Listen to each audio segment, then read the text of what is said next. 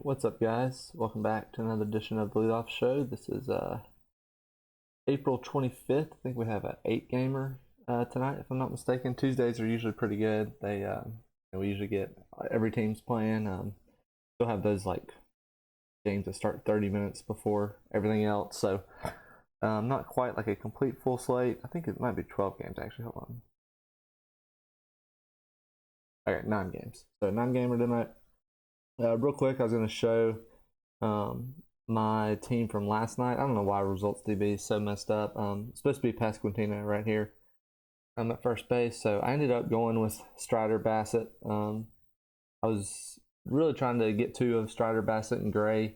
I did have a lot of interest in Matt Boyd, like I talked about on the show yesterday. I liked him over Suarez, but man, I kept bumping him up and trying to fit him in there, and the projections were just so low on him that I got scared off. And of course, he comes out and outscores Bassett. So I wish I had stuck with my gut there, but it was really more of like I tried to build with Boyd, and I still couldn't really upgrade my other positions as much as I wanted. I was trying to play like Boyd and Aguilar with and Bobby Witt, but I couldn't quite afford Rooker in that third outfield spot. So that kind of got me off that build. I could have played Ruiz, but I would have left a lot of salary on the table. Of course, I could have played that and upgraded Ozuna to Hilliard. That would have been nice, but it just happens sometimes. So I just thought the Braves would be underowned, such a good offense. And of course, they went off, but it was kind of just everyone did something outside of like Acuna, really, and Ozuna. But yeah, you really needed like Ozzy or Rosario or Hilliard. And I was really focusing more on the righties against Cabrera. That's just where he struggles more. But that was where I ended up. Of course, Ozuna put one to the warning track, so just happens that way. And this is the 4-seamer, I think. Yeah, so I cashed in this one. I was like right on the cash line and everything. Actually, in the 222 single entry, if you look at the leaderboards, I'm the first name that didn't get paid. So I just needed that A's-Angels game to end in the 9th inning, and of course the A's sent it into extras, and that kind of cost me. There was a lot of ownership there in the Angels, so I was just kind of sweating that out, holding my breath all night, and just slowly like slipping down the leaderboard. Pasquantino did solid for me at first base. Yeah, just out of the cash line, but it happens sometimes. So back for another night tonight. We can go ahead to the weather forecast. The only game on our slate that Roth has listed is Padres and Cubs. Cold with winds blowing in. Great pitching weather, so I'm sure we'll see Steele and Snell higher up on the points. I'm sure we'll talk about them plenty today, as those will probably be 2 of the main pitchers that get on. So with that being said, we can go ahead and get started. Yeah, I already got it filtered so we don't waste time on other games. So okay, first game is White Sox versus Blue Jays. 3.73 total for the White Sox, 5.27 for the Blue Jays. It's Mike Clevenger versus Jose Barrios. Clevenger has just been not good this year. I think I saw something where outside of his first start, he has more walks than strikeouts. I mean, I think that's enough right there, especially against the Blue Jays. We have no interest in Clevenger. Barrios on the other side, we saw Bassett do pretty well against this team. I think that price for Barrios is just too much. I mean, there's other good pitchers below him or right around him that I don't think it's worth going there. But with what we just saw, if the White Sox roll out just another stinker of a lineup, I think Barrios could be in play. But I'd probably just rather go to like Blake Snell or Charlie Morton or something like that. But he's certainly in consideration on the slate. The White Sox, I'm going to be out on. Barrios he's not good, but he's good enough that I don't see the White Sox going off here. We pull up his plate IQ, maybe see about a one-off. They just have so many righties in that lineup. I'd really want to see if Barrios is bad versus righties, because none of the lefties really excite me for the White Sox. I think Benintendi's about the only lefty at the top of the order. Let's see. Yeah, not great versus righties, and bad versus lefties, but not great versus righties either. So maybe a one-off, but I don't know. Roberts, was pretty low so far this year. Eloy obviously can take anyone deep, so maybe I might leave like these top 4 guys in the player pool, but I'm not going to force any of them by any means. All right, over on the other side, the Blue Jays, I think, are probably the top projected team of the day. Clevenger's just been so bad this year. Like we said, I was trying to pull up his last start, so let's see. I mean, anybody, I think we saw that with Cabrera yesterday against the Braves. I mean, anybody that has a lot of walks is just susceptible to really get blown up. Had a good start against Baltimore. Other than that, it's been pretty bad. So yeah, I think the Blue Jays are definitely in play today. I like Varsho probably the most. Varsho and Belt. It's hard with Belt because obviously you want to play Guerrero if you're playing the if you're stacking the Blue Jays. Well, Clevenger's bad versus both sides. So if you can afford Vlad, you can go for him. If you need a cheap option, I think you can go down to Belt. But really just kind of part of this order. Like Varsho, Chapman's been great this year. Obviously, I'd like to have the catcher in there, Kirk. So then Springer and Bichette are in play always, but their price, I'd probably just try to focus on the middle of the order from like Guerrero to Belt. Take a few guys from there, and build you a stack if you can afford it. So we'll probably pay up for 2 pitchers again today. There's a couple cheap guys that are at least in the mix, but I prefer to just pay up twice. So Blue Jays might be tough for me to get to, but a couple of the guys are certainly in play, and I think I'd highlight Varsho for sure there.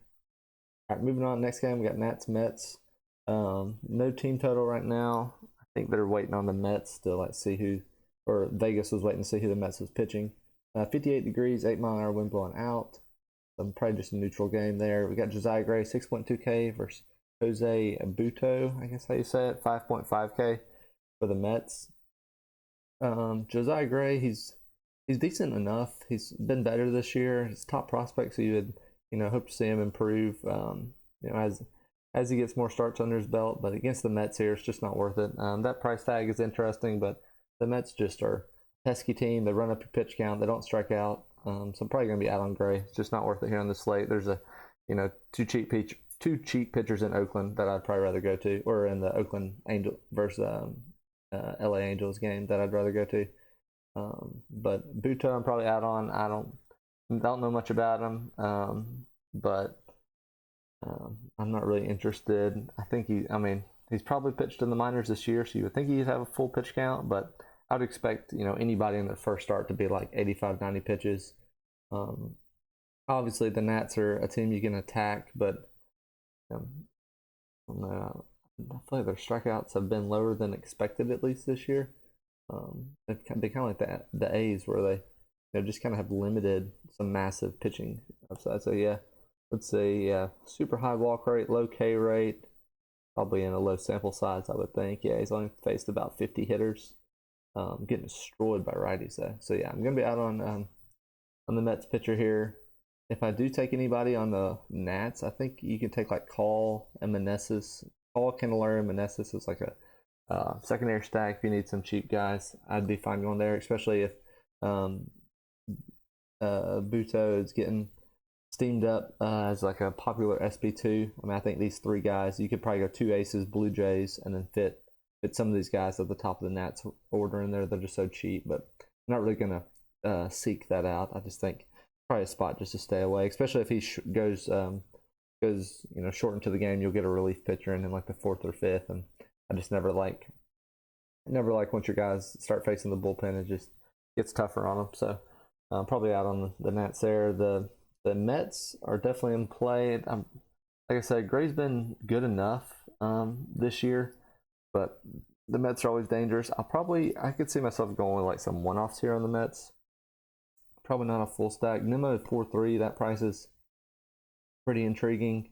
Alonso's always in play, even though he's up to 6K now. Gray is a home run or fly ball pitcher, so it wouldn't surprise me if he gave up a home run or 2 here. Let's just see his splits real quick. Yeah, look at that ISO versus lefties. Massive ISO versus lefties. Still bad versus righties, but massive versus lefties. So I could see going with like Nimmo or Vogelbach as like a one-off, or I guess Lindor as well. So I think I'll mix and match some Mets or have them in consideration, but I think I'm probably off on the full stack here. But yeah, the wind helps lefties as well too. So I could definitely see one of these lefties getting too Gray. All right, next game we got the Marlins versus the Braves. 3.28 total for the Marlins, 5.22 total for the Braves. Brian Hoeing is 8.3K versus the Braves. No shot. We can just skip over him.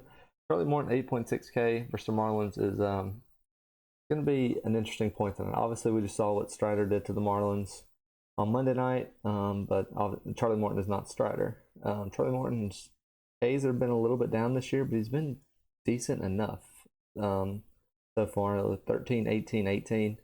think he's a good play today. 68 degrees, 6-mile-an-hour wind, blowing out. So I do like Charlie Morton today. I expect him to have, above average season. I wouldn't expect him, to go out and have 200 strikeouts or anything again, but I think he's still an above average pitcher, so he's probably going to be in the mix for me, as there's probably about 5 guys I think I'm considering. Charlie Morton's going to be one of them. I guess one thing to note is kind of see what the field does. After Strider just went out and dominated this team, it'd be interesting to see if like it's one of two things. Everyone will say, oh, Strider's not Charlie Morton. It's obviously like a different spot. Or people could come out and say, well, the Marlins are just bad versus anybody, so we got to take Morton. So if it's the people are kind of off Morton, I think I'll have even more interest in him. On the Marlins side, really none of these hitters excite me. I don't think Chisholm would kind of be the only one. He's had a down year. He's not worth 5.2K right now. And then a lot of righties here in this lineup. We can see Morton splits. That might make me like like Morton even more because it looks like the Marlins going to roll out a lot of righties against him. Let's see. He's just been kind of, really bad versus lefties, and just kind of average versus righties. So if there is a lefty in the lineup, like I said, Jazz just hadn't been great this year. That's the only thing that scares me with him, paying 5.2K for him. And Arise, while he is a good player, he'll get you 2 singles. Not great for like a one-off, so I'm probably out on the Marlins there. But over on the Braves side, it's obviously a great spot. You can play the Braves any day, especially against, I assume, a prospect. I've never heard of this guy. Let me see if he even has any data in here. Okay, yep, 9.8% K rate, only 60 hitters though, so that's kind of a small sample size. But yeah, I think the Braves are probably your them and the Blue Jays are probably just the top overall projected team on the slate. Just a matter of if you can afford them. That small sample size will see extreme splits. Terrible versus righties. I mean, terrible versus both sides, but even worse versus righties. I think everyone's in play top to bottom.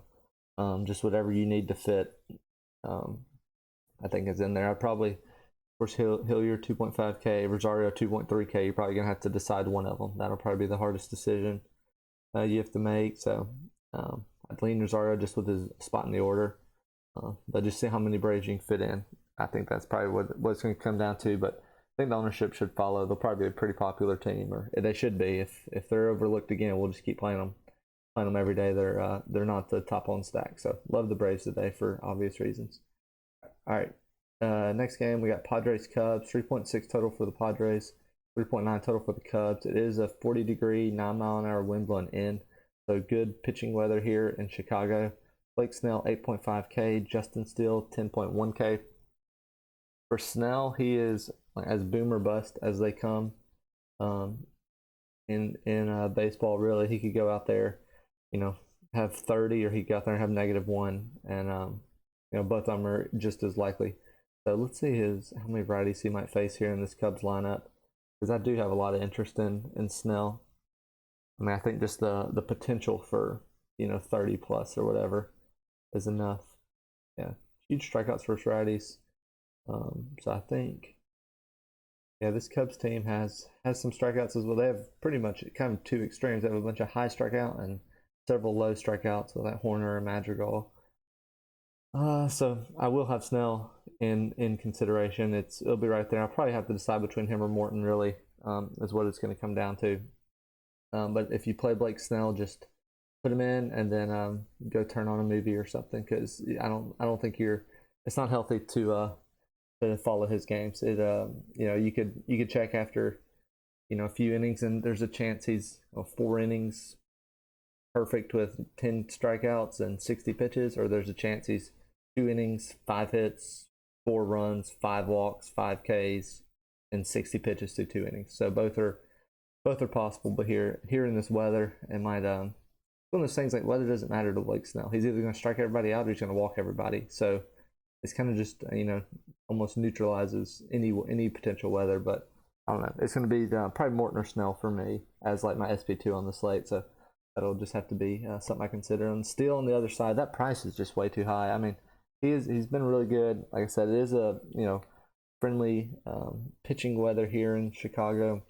But against the Padres, that 10-1 is just too steep. If he was, 8.5K like Snell was, I might have some consideration. But yeah, he's been great this year. I hope he gets popular, because we have two other high price pitchers in Joe Ryan and Cortez that I'd rather play. I'm probably out on Steele, but it's more just this matchup. I would expect. I mean, the Padres got Tatis back, and they're pretty solid versus left-handed pitching. Soto and Cronenworth are fine lefty, and then the rest of the lineup is full of righties. So I'm probably out on Steele here, just no interest. But both hitters, both offenses, we can be pretty quick. I'm just gonna skip both offenses, no matter what I do with these pitchers. I'm not gonna try to take an offense in 41-degree Wrigley wind-blown in game. So just out on both offenses, regardless of what I do with the pitchers. All right, next game we got Tigers Brewers, 3.7 total for the Tigers, 4.8 for the Brewers. Spencer Turnbull, 5.2K. Eric Lauer, 8.8K. I had interest in Boyd yesterday because it was a high strikeout lefty versus the Brewers. Turnbull is not that. He's a low strikeout righty. So no interest in Turnbull here in this spot. Lauer, though, is definitely interesting. We can always take a pitcher against Detroit. We can see exactly how they do against lefties. I think he's probably right there in that Morton and Snell range for me, where he's a good pitcher, but he's similar to Snell too, where he can get a lot of strikeouts, but he can also blow up really quickly. Let's see. Probably gonna see a lot of righties in this Tigers offense, and he does struggle versus righties. He does have higher strikeouts though against righties, so that is interesting. Yeah, huge strikeout totals here for the Tigers. So I think Lauer's certainly in play. He'll be right there with Snell and Morton as probably an SB2. I think none of these guys' ownership should be too crazy. I think they're all equally good, that they should kind of cancel each other out and be in like the 15-20% range. So really just personal preference there between those three pitchers. All right, Tigers offense, we're gonna be out on just Lauer. Lauer's probably good enough. If Lauer has a bad day for fantasy, he'll probably still go like 5 innings, 2 runs, 5 Ks or something. With that being said, I'm not going to try to pick off the 1 or 2 Tigers that manufactures a run. So I'm going to be out on the Tigers. Probably really just about anybody. Maybe Baez. He's been improving a little bit lately. So that's if I need like a cheap shortstop, maybe Baez, but probably just out there. The Brewers on the other side, I think are certainly in play. They're probably a step below like the Blue Jays and Braves to me. But they just have such good players, especially against a righty. Looks like Tellez is finally starting to creep up there, 4.3K. We're seeing him in the 3K range the last couple of weeks or last couple of games. So I'm probably, I might be out on the full stack. It's just kind of restrictive. The righties, Adames is really high. Contreras, he hadn't had the season he had last year. I was hoping he'd perform a little bit better now that he's playing every day. I think certainly could play some one-offs here. Winker's been Yelich and Winker have both kind of had rough starts. So, like I said, probably a tier below like the Braves and Blue Jays to me. But some of the bottom of the order guys like Terang, I could see, maybe getting something like Tellez, Contreras, Terang, or something like that. If you need like a secondary stack, but probably on the full stack for the Brewers. But they're interesting. But you can definitely keep them in your pool and keep them in consideration. So, all right, next game we got Yankees Twins. 2 good pitchers here. We got 3.36 total for the Yankees, 3.64 for the Twins. Another chilly game in Minnesota, 50 degrees, 6-mile-per-hour wind blowing in. We got Cortez, 9.9K. Joe Ryan, 10.5K. I think this is where your SP1 comes from. I think a lot of people might try to get both of these guys. I'll try to get both. If I can find a cheap offense to afford, I'll try to fit both of these guys in. If not, like I said, I'll have to go to that mid-8K range for my second pitcher. Cortez has just been really good this year. He's really solid. He is going to face a ton of righties. Look at this lineup here. Gallo's the only lefty that he'll face. And, Gallo's a home run or strikeout, really. Yeah, look at Cortez. At least 15 in every start this year. So I think he's going to be a great play, especially in this weather. I think if I can afford him, I'm going to play him. I think that's what it's going to come down to. Joe Ryan's been awesome too this year. Had a massive start. There we go against the Yankees last time out. 35 points. I think it was like 10 Ks. yeah, 9Ks before that against Houston. Kind of came back down to earth a little bit in the last start against Boston, but 12 points still fine. Strikeouts were lower. That starts, I think, I probably prefer Cortez just because of the price difference. If they were the same price, maybe Ryan. But I think just because the price difference, I might slightly lean Cortez if I have to pick one of them. But we saw with Sonny Gray yesterday. This Yankees lineup is not good right now. They have a ton of righties in there. And we can see how Cortez is, I mean how Ryan is specifically against righties. Because yeah, this Yankees lineup without Stanton and Donaldson and some of the other guys right now, I mean this lineup is pretty rough outside of Judge and Rizzo and Torres. So yeah, pretty good just versus both sides. Does have a very high strikeout rate versus righties. So yeah, if you can afford Cortez and Ryan, I like that. If you have to pick one, you're really gonna be splitting hairs. So probably Ryan might be slightly better. I mean, by the slightest, but his price is if you need that 600, I think going to Cortez is fine. So time between one of these guys is going to be tough, but I think that's where your SB1 comes from. Both offenses I'm going to be out on. It's just not worth it here in this spot. I'm not really going to try to pick off, or I don't expect these guys to really have that bad of a game. They might not be the highest score on the slate, but I still expect them to be in that 12 to 15 price range. So I think, Judge is always in play at that price, but righty here, I could see Ryan striking him out a couple times. So I'm probably going to be out on the Yankees, and then over on the Twin side, there's really just not a lot of interest. These righties are pretty expensive. Correa and Buxton. Polanco's 4K, and I like seeing him up a little higher in the order, so I'm probably out just on both offenses here. All right, next game we got A's Angels. 3.84 total for the A's, 5.16 for the Angels. Mason Miller, 5.7K. Griffin Canning, 6.4K. So it is kind of warm there. Wind blowing out. We saw this game last night. Shootout. I think it was like 12-11 or something was the final. I do have some better pitchers here in this spot. I think if you do go cheap, probably one of these two guys. Mason Miller, if you don't know, is a young prospect for the A's. Hits 102 just about every pitch. So got a lot of firepower there, and I think I'll probably if I like I said, if I do go cheap, I think it's one of these two guys. Although I don't really prefer going cheap. Canning's in a good spot. I would expect a lot better outing than what we just saw from Suarez. The A's are a little bit worse first righties. They just have they'll put some lefties in there that aren't that good.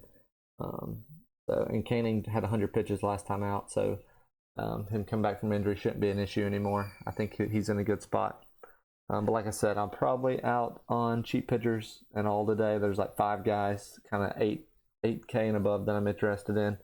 So I think if I do go cheap though, it'd probably be to Canning. I would expect the A's to kind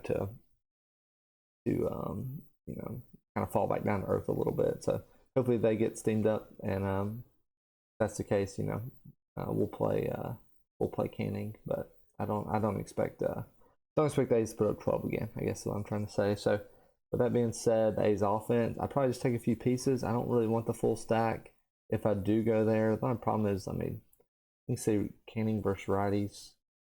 Maybe Rooker again. I think the A's are just going to be too over-owned after what they did last night. Well, they certainly have some good hitters that you could play. Yeah, just not a big sample size here. But Canning does appear to be a little better versus righties. So I think Rooker coming off 2 home runs. I think he's just going to be over-owned. So I'm probably out on the full A's stack. They're going to be cheap, and you can afford really whatever you want. You can probably afford Cortez and Ryan if you go A's, but I'm going to be a little bit lower on them today just coming off that high game. I think they'll be over-owned. The Angels on the other side, while Miller is a flamethrower, certainly can be attacked here. It's a pretty good hitting weather. So these guys for the Angels are always in play. The price is getting pretty steep on a lot of these guys. Room for 5.7K is crazy. Rendon has not been hitting extra base hits at all this year, so not great for fantasy. He might just kind of keep the rally going, but Trout and Ohtani, you can't pay for both of these guys and Cortez and Ryan. So I'm probably out on the full stack for the Angels. Maybe mix in, like Trout, Tice, Neto, or something like that. But other than that, I think that's about all I would do for the Angels. All right, we got 2 games left. Next game is Royals Diamondbacks, 4.46 total for the Royals, 5.04 total for the Diamondbacks. Brady Singer 7.2K, Ryan Nelson 7.5K. The roof should be open again. It's been open, all the weeknight games here in Arizona, so should be another good hitting weather. I think I like Singer more than Nelson. Singer's kind of had given up a ton of runs so far this year, but he's still been pitching decent. I know he had that one game against the Braves. He had like 8 strikeouts, even though he gave up several runs. So I'm probably out here. Like I said, I'd rather just pay 1K and go up to one of these guys. Guys we talked about earlier, Snell, Lauer, or Morton. So I'm probably out on Singer. I'm definitely out on Nelson. I'm not paying more for Nelson. I'd rather just pay for Singer if that was the case. But if I have to go this cheap, I'll probably just go to Canning and then figure out what bats work with that. That being said, I think these are definitely 2 of the top offenses on the slate. Just good cheap hitters. The roof open helps for sure. I still love this Pasquantino price. He's 3.5K. That's 1,000 too low. I think I saw last night watching the game. He was like a 920 OPS this year, and he's still 3.5K. So I love Pasquantino here in this spot. He'll likely be in the mix for me regardless of if I stack Royals or not. It will be interesting to see if Melendez is back. He got hurt a couple days ago, so if he's in there, I could see probably a mini stack of Royals for me. But they do provide enough cheap batters that you might be able to go 2 aces, and then when I say ace, I guess I mean Ryan and Cortez, and then still stack the Royals. So definitely gonna be in the mix for me. And the Diamondbacks are kind of in the same light. They have just enough cheap hitters that you can full stack them and still pay up for 2 good pitchers. Walker 3.2K. I think I said this yesterday. Even though he was hurt, he didn't play. He had 36 home runs last year. 3.2K is just way too cheap, especially for someone like Singer that has given up a lot of runs this year. That price on Carroll is creeping up a little bit. So it might be you might kind of end up in the bottom of the order if you do stack the Diamondbacks. But I definitely like Walker as a one-off. And between the 2, I probably prefer the Royals. But the Diamondbacks are certainly a consideration. All right, so last game, we don't have a total here either, but it's Jake Woodford. This Cardinals Giants, we got Jake Woodford 5K versus Sean Manaea 9.4K. Woodford, that price is interesting, but I'd rather just go to like Miller or Canning. I don't think there's any reason to go to Woodford. He just hadn't shown much this year, so there's no reason to mess around with it. The Giants are much better versus right-handed pitchers as well. So no interest in Woodford. Manaea, he has been terrible so far this year. So no interest there. Just pay for one of the guys in the 8K range before you pay for Manaea. There's no reason to play him in the spot against the Cardinals. The Cardinals on the other side, I do have some interest in them. They're probably I'm trying to think with regards to like compared to the Blue Jays and Braves. At least they're on the road. They'll be guaranteed that 9th inning at bat. But they're probably right in the mix with the Blue Jays and Braves, I would guess.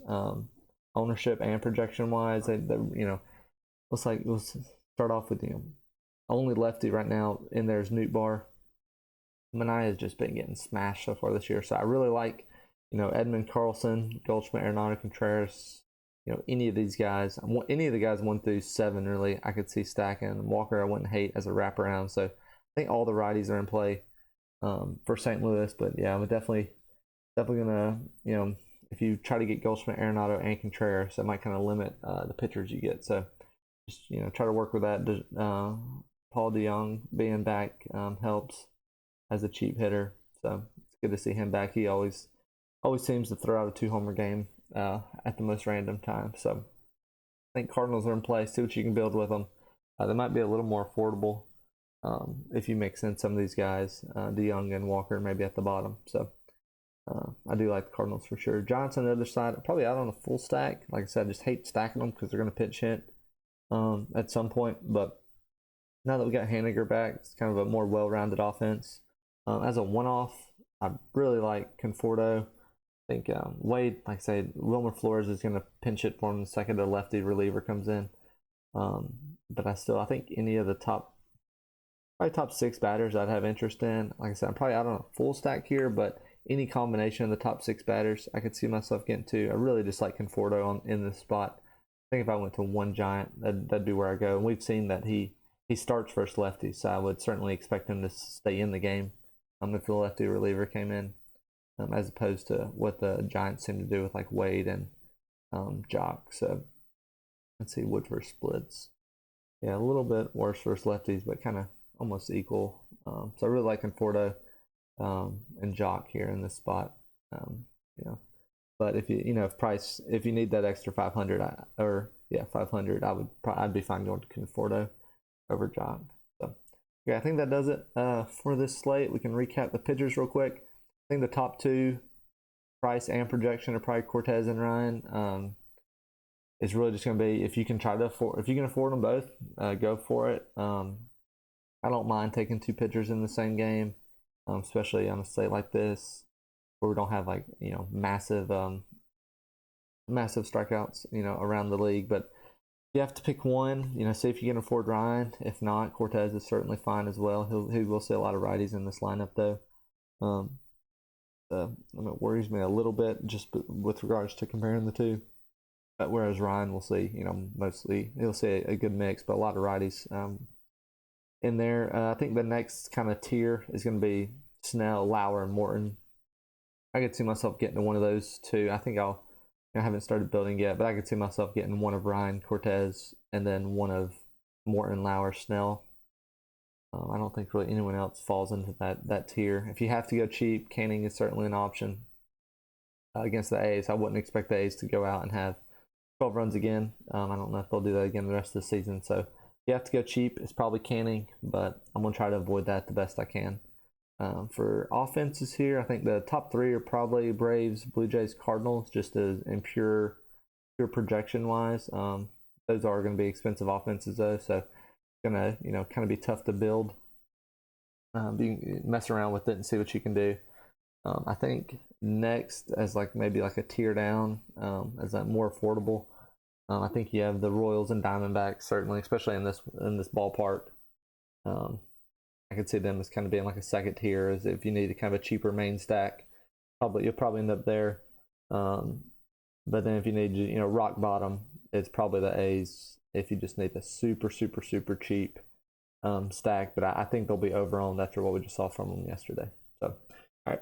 Hope that helps. Good luck, everybody. Continue to enter those whatever they call them, the bat tournaments or whatever, like the aluminum bat, wood bat, single entry tournaments.